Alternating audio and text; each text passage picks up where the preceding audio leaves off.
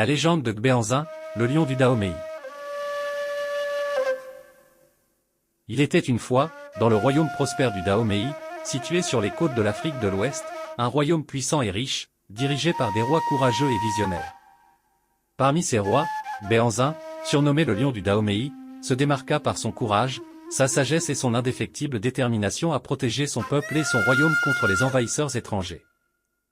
Gbéanzin, né en 1844 sous le nom de Kondo, était le fils du roi Glélé. Dès son jeune âge, il montra des signes de bravoure et de leadership, héritant de l'esprit combatif de ses ancêtres.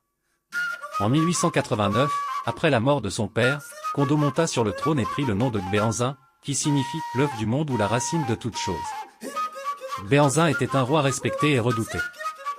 Il renforça l'armée du Dahomey, qui comprenait les célèbres Amazones du Dahomey, une unité militaire exclusivement féminine connue pour sa discipline et son courage inégalé. Le royaume prospérait grâce au commerce d'huile de palme et d'autres ressources, mais les menaces étrangères planaient sur l'horizon. À cette époque, les puissances coloniales européennes, notamment la France, cherchaient à étendre leur emprise sur l'Afrique. Le Dahomey, avec ses richesses et sa position stratégique, attira rapidement l'attention des Français. En 1890, les Français, sous la conduite du général Alfred Amédée Dode, tentèrent de persuader Gbéanzin de signer un traité de protectorat, offrant en échange la protection contre d'autres envahisseurs. Gbéanzin refusa catégoriquement, affirmant que le Dahomey ne serait jamais soumis à une puissance étrangère. En 1892, face à la résistance de Gbéanzin, les Français déclarèrent la guerre au Dahomey.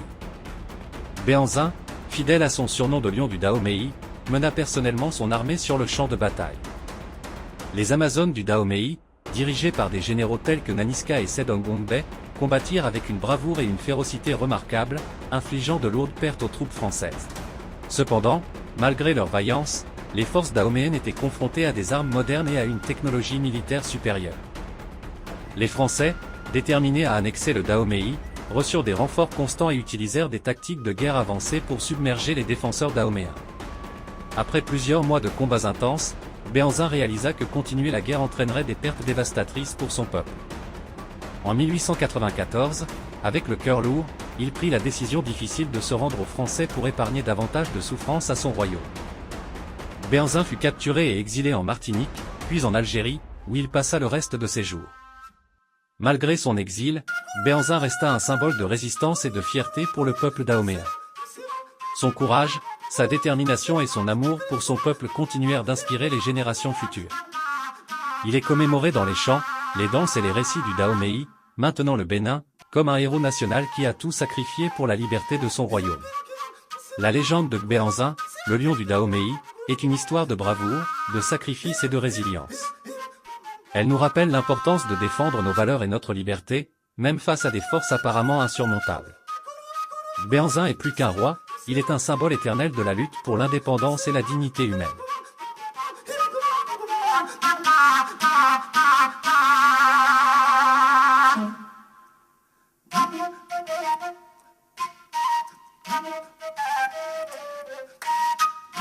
S'abonner, partager et commenter nos vidéos donnera plus de visibilité à notre chaîne Sweet Bénin, mais aussi nous permettra d'améliorer la qualité de nos contenus.